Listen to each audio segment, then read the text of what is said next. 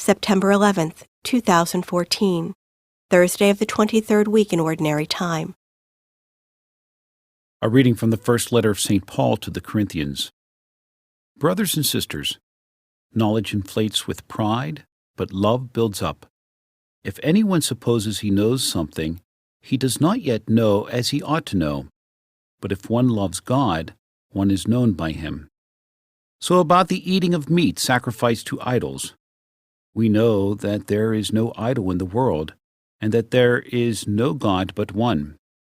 Indeed, even though they are so-called gods in heaven and on earth, there are, to be sure, many gods and many lords. Yet for us there is one God, the Father, from whom all things are and for whom we exist, and one Lord, Jesus Christ, through whom all things are and through whom we exist. But not all have this knowledge. There are some who have been so used to idolatry up until now that when they eat meat sacrificed to idols, their conscience, which is weak, is defiled.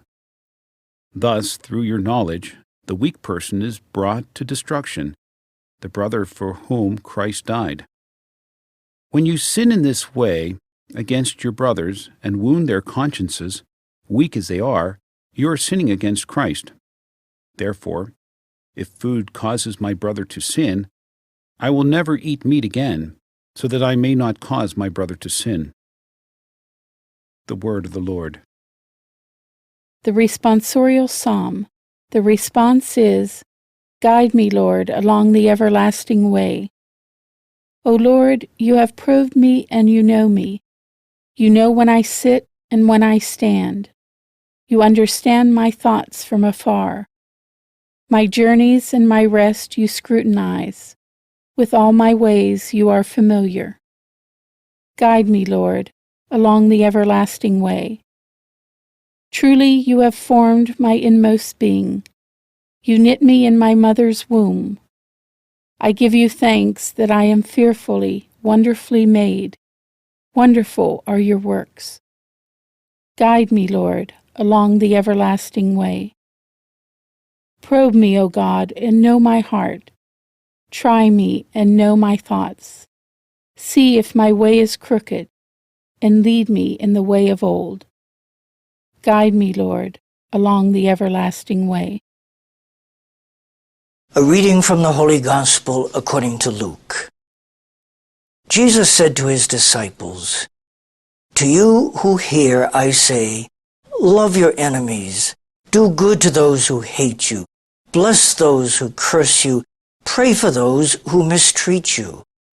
To the person who strikes you on one cheek, offer the other one as well. And from the person who takes your cloak, do not withhold even your tunic. Give to everyone who asks of you, and from the one who takes what is yours, do not demand it back. Do to others as you would have them do to you. For if you love those who love you, what credit is that to you? Even sinners love those who love them. And if you do good to those who do good to you, what credit is that to you? Even sinners do the same. If you lend money to those from whom you expect repayment, what credit is that to you? Even sinners lend to sinners and get back the same amount.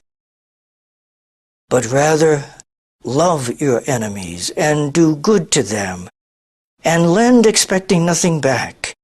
Then your reward will be great, and you will be children of the Most High, for he himself is kind to the ungrateful and to the wicked.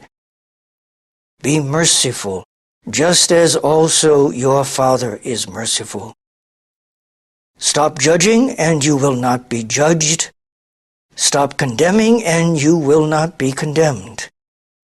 Forgive, and you will be forgiven. Give, and gifts will be given to you. A good measure, packed together, shaken down, and overflowing, will be poured into your lap.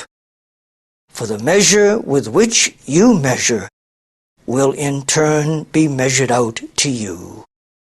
The Gospel of the Lord.